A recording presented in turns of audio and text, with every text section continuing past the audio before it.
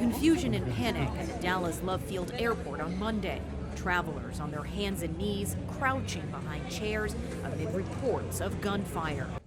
Police say a 37-year-old woman was dropped off just before 11 in the morning. They say she went into a restroom, changed her clothes, then emerged, opening fire. She produces a handgun and begins firing. At this point, we don't know where exactly the individual was aiming. For the most of what we're seeing now, she was aiming at the ceiling. Police say the alleged shooter was shot in the lower extremities, then transported to a local hospital for treatment. The extent of her injuries unknown. The shooting comes less than 24 hours after gunfire erupted at a park in Los Angeles, where 2 were killed and 5 others injured. Police believe a fight broke out at an informal car show with about 500 people nearby. It's not what we would typically imagine as an active shooter scenario. Some weapons are found, but I don't have a further description beyond that. And in Iowa, a family camping trip ending in tragedy.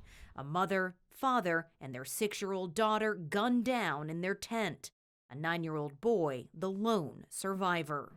According to the Gun Violence Archive, there have been at least 369 mass shootings in the U.S. so far this year, including the Robb Elementary School massacre here in Texas that left 19 children and 2 teachers dead.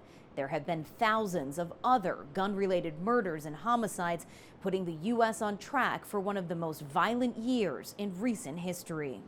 Mayors from coast to coast are now declaring gun violence emergencies, providing increased flexibility to try and end the bloodshed.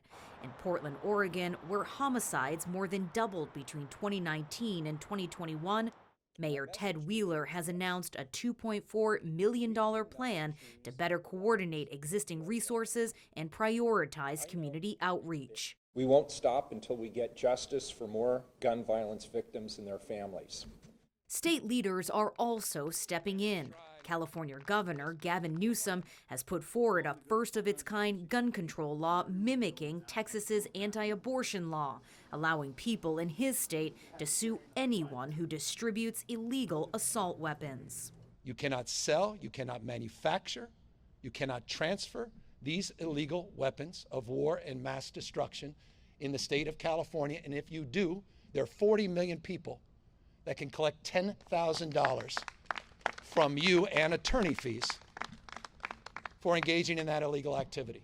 A small step to rein in the violence in a country where the number of firearms is outpacing the population. Tony Waterman, CGTN, Austin, Texas.